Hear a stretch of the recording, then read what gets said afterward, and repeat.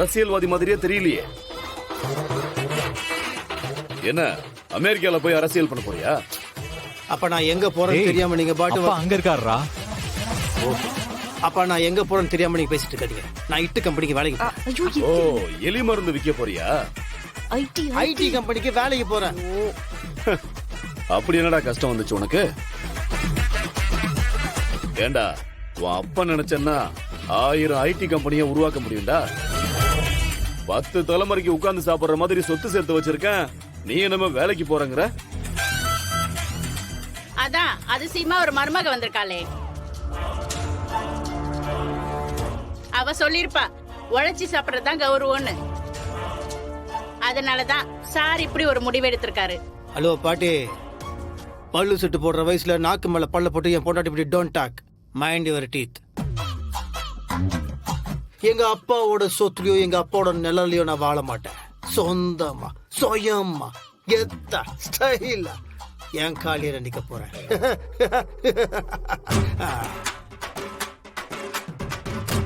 இங்க பாருடா, பொண்டாட்டி சொல்றதையெல்லாம் ஓரளவுக்கு தான் கேட்கணும். அதுக்கு மேல கேட்டேன்னு வச்சுக்கோ, பின்னாடி சிக்கல்ல தான் போய் முடியும். பாத்துக்க. அப்பா, எங்களுக்கு எல்லாம் தெரியும். எங்க அம்மா பேச்ச மட்டும் நீங்க கேட்கலன்னா இந்நேரம் நீங்க கவுன்சிலரா கூட இருக்க மாட்டீங்க.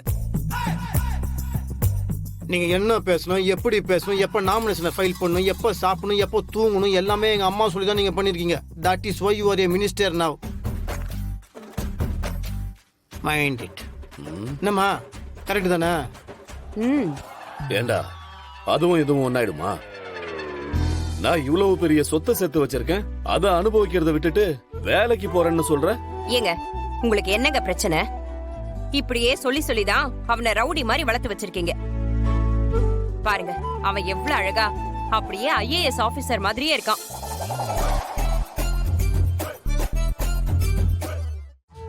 ஏங்க, அவனும் ஒரு இடத்துல வேலைக்கு போய் பார்த்தா தானே அந்த வேலையோட அருமை, சம்பாத்தியத்தோட அருமை எல்லாமே அவனுக்கு புரியும். போகட்டும், விடுங்க.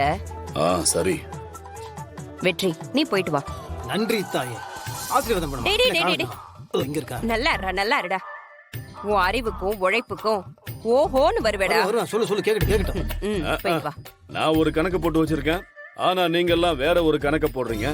நடக்கட்டும், என்ன நடக்குதோ நடக்கட்டும். என்ன ஆசீர்வாதமா? God bless. டேய், நான் பண்ணுண்ட ஆசீர்வாதம். ஃபாதர் சன் கூட என்ன இருக்கு? டாடா கிரானி. வரந்தியா குட்டி, வரண்ணா. வாடா. வர. இன்னைக்கு போயிட்டு எப்படி வேலையை செய்யறன்னு மட்டும் ரைட். கண்ணாடியை கழட்டி.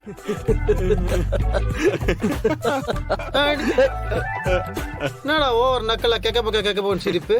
என்ன தமாசு? அந்த டை யாரு கட்டி விட்டது? ஏன் இல்ல ஸ்டைலா இருக்கே, அதான் கேட்டேன்.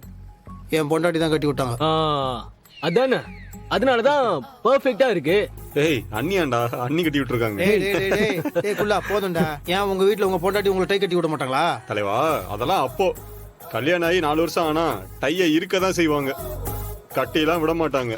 தலைவா, வாழ்க்கையில ஒண்ணு மட்டும் புரிஞ்சுக்க, இந்த மாதிரி சந்தர்ப்பத்தெல்லாம் பொண்டாட்டி கொடுக்கவே கூடாது. டை இருக்குச்சுன்னு வையே, பரலோகம் தான். ஓவரா பேசுற. போ, போய் டீ பிஸ்கெட் சொல்லு. போ போடா, சைஸுக்கு ஏத்த காமெடி இல்ல.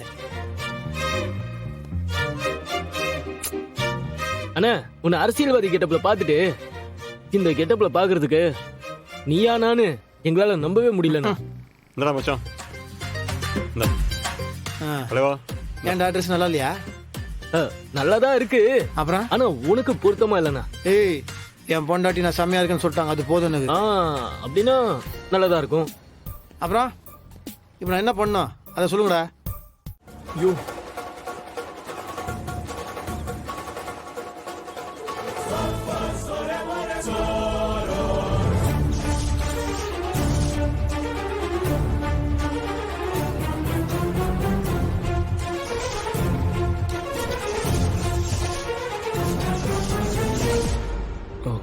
Baby coffee. என்ன பேபி, நீ எதுக்கு இதெல்லாம் நீ பண்ணிட்டு இருக்க? உங்க ஃப்ரெண்டுக்காக நான் காஃபி போட்டு எடுத்துட்டு வரக்கூடாதா? ஆமா, எங்க அவரு? அது கிளம்பிட்டாரு, ஏதோ அர்ஜென்ட் மீட்டிங்கா. ஏதோ 3 நாள் அது இதுன்னு பேசின மாதிரி இருந்தது. அது இன்னொரு 3 நாள் கழிச்சு திரும்ப வரேன்னு சொல்லியிருக்காரு. ஓ. ஏதோ மிரட்டினா மாதிரி பேசின ஞாபகமாவே இருக்கு. அது நம்மளுக்கு ரொம்ப வேண்டப்பட்ட ஒரு பேபி. உரிமையில பேசுறாரு. ரொம்ப நாள் கழிச்சு வேற வராரா? ஐயோ, கண்டிப்பா இவர் பணத்தை நம்ம பிசினஸ்ல தான் இன்வெஸ்ட் பண்ணணுமா? கோச்சிட்டு போறாரு. எனக்கு ஒரு பிரச்சனையும் இல்ல, ஒரே ஆபீஸ் டென்ஷன். எல்லாத்தையும் நம்மளே தான் பார்க்க வேண்டியதா இருக்குல்ல, அதனால்தான். என்ன டென்ஷனா இருந்தாலும் நீங்க என்கிட்ட சொல்ல வேண்டியதுதானே ஜெகன்? சச்சா, அதெல்லாம் என்னோட போட்டோம், நான் மேனேஜ் பண்ணிக்கிறேன். என் பேபி எப்பவும் சந்தோஷமா இருக்கணும். அப்ப நீங்களும் கூலா ஜாலியா இருங்க. நம்ம கிட்ட வேலை செய்யறவங்க நம்மள டென்ஷன் பண்ண கூடாது. ஈவினிங் நம்ம 2 பேரும் மூவி போலாமா? ஒரு செம்ம படம் ரிலீஸ் ஆயிருக்கு. போலாமே, போலாம் பேபி. நான் இருக்கிற நிலைமையில படம் பாக்குறது ஒண்ணுதான் குறை. சரி, நீங்க போய் ரெடி ஆகுங்க, நான் போய் டிக்கெட் புக் பண்றேன். சரி, ஓகே.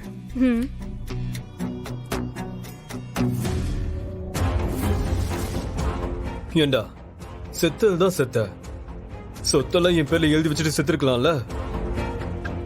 யாரோ கண்டவங்க பேர்ல எழுதி வச்சு இப்ப எல்லாத்துக்கும் பெர்மிஷன் கேட்க வேண்டியதா இருக்கு. நான் எதுக்கு ரிஸ்க் எடுத்தனோ எல்லாம் வேஸ்டா போச்சு.